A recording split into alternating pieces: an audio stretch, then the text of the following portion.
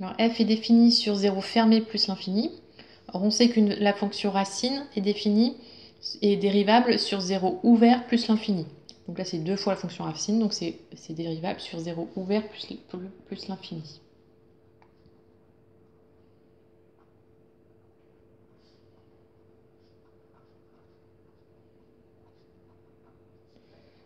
Donc ensuite on va utiliser la formule de la dérivée de racine de x. Donc on sait que c'est 1 sur 2 racine de x. Donc du coup la dérivée de f, donc on a 2 fois une fonction qu'on connaît. Donc dans la dérivée, le 2 fois on le laisse. Et après on dérive racine de x. Donc 1 sur 2 racines de x. Ensuite on peut simplifier un petit peu, puisque on a 2 sur 2, donc ça se simplifie. Il reste uniquement 1 sur racine de x. Ensuite, 2 racines de x plus 1. Donc f de x égale à 2 racines de x plus 1 au carré. Donc sur i égale 0 plus l'infini. Donc de même que tout à l'heure, dès qu'il y a une fonction racine, c'est défini sur 0 plus l'infini, enfin racine de x. C'est défini sur 0 fermé plus l'infini et dérivable sur 0 ouvert plus l'infini.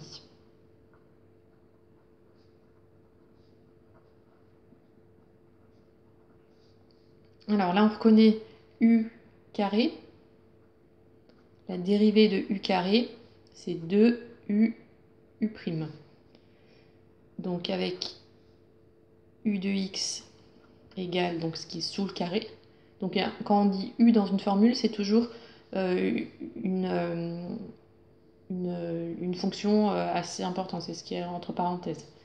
Donc 2 racines de x plus 1 et u' de x. Donc 2 racines de x, c'est ce qu'on avait fait juste avant. Donc 1 sur racine de x et plus 1. Donc quand on dérive, ça fait 0. Donc du coup, la dérivée, donc f' de x, est égale à 2 fois u et fois u'.